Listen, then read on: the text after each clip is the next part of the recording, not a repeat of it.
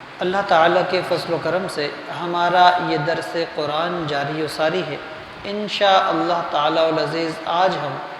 سورہ البقرہ آیت نمبر 88 سے متعلق سننے کی سعادت حاصل کریں گے۔ اس آیت کا تعلق سابقہ آیتوں سے ہے کہ اب تک پیچھے جتنا تذکرہ چل رہا وہ یہودیوں سے متعلق تھا، بنی اسرائیل سے متعلق تھا۔ ان کے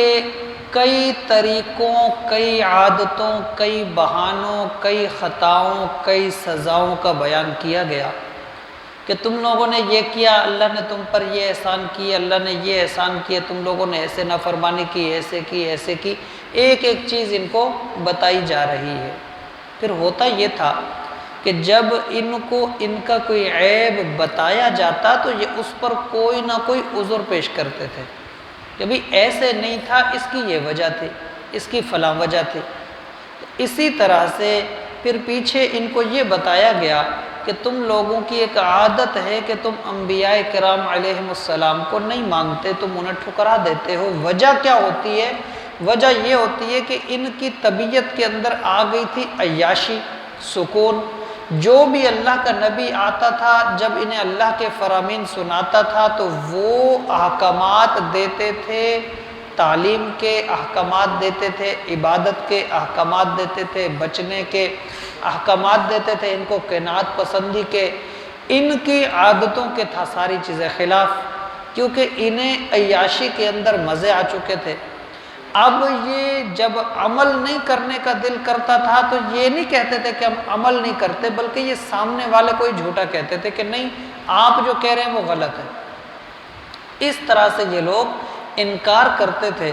تو طرح طرح کے بہانے بناتے گئے۔ تو اللہ تعالیٰ نے یہ جو پچھلی آیت گزری اس کے اندر یہ بھی کہا کہ ایسا نہیں ہے کہ تم لوگوں کو عقل نہ ہو، سمجھ نہ ہو، تم لوگوں کو یہ پتہ نہ ہو کہ حق کیا ہے، باطل کیا ہے۔ تمہیں پتہ بھی ہے، تمہیں سمجھ بھی ہے، تم سب جانتے بھی ہو،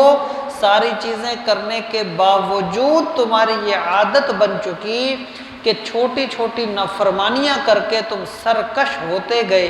یہاں تک کہ تم نے اتنی ہمت کر لی کہ تم نے اپنے نبی کو جھٹلا دیا، نبی کی بات کو جھوٹا کہہ دیا۔ اس کے بعد جب ایک نبی کو جھٹلایا، اس کے بعد تمہاری اتنی ہمت بڑھ گئی، تمہاری اتنی خطاؤں کی وجہ سے دل سیاہ ہو گیا